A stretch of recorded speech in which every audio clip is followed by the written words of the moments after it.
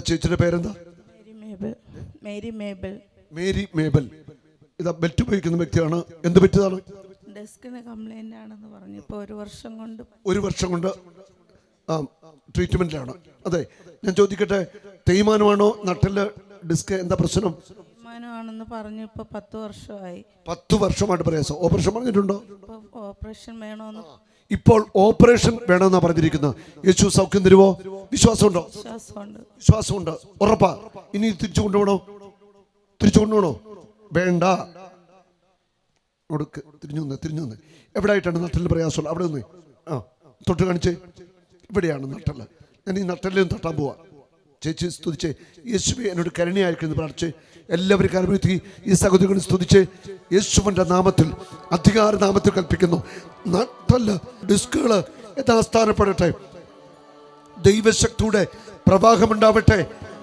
യേശുവിൻ്റെ അധികാര നാമത്തിൽ പൂർണ്ണ സൗഖ്യം പ്രാപിക്കട്ടെ. ഡിസ്കുകൾ യഥാസ്ഥാനത്താവട്ടെ. യോഹന്നാൻ 19:36 അവന്റെ അസ്ഥികളിൽ ഒന്ന് പോലും തകർക്കപ്പെടുകയില്ല. ആമേൻ. വലത്തേക്കാല് വലിച്ചു കൊടുഞ്ഞ് ശക്തമെടുത്തൊഴിച്ച് നടുവിളകട്ടെ. 2 കാലും മാറി തൊഴിച്ച് കുനിയട്ടെ. ധൈര്യമായിട്ട് കുനിയട്ടെ. നല്ലൊരു കുനിയട്ടെ.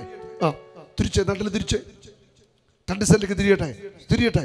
നല്ലൊരു തിരിച്ച് ഒന്ന് കുത്തിയിരുന്നേ. കാലേ ഇരുന്ന് എണീക്കട്ടെ. നടുവിന് വേല കൊടുത്ത് എണീറ്റ്. ഇപ്പൊ വേദന ഉണ്ടോ? ഇല്ല.